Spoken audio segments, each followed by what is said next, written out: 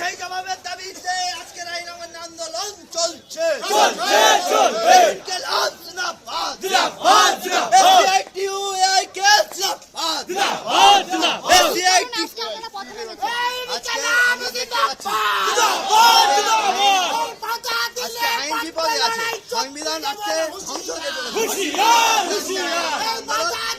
আইন অমান্য আন্দোলন শুধু যাতে আইনের সুরক্ষা দেওয়া যায়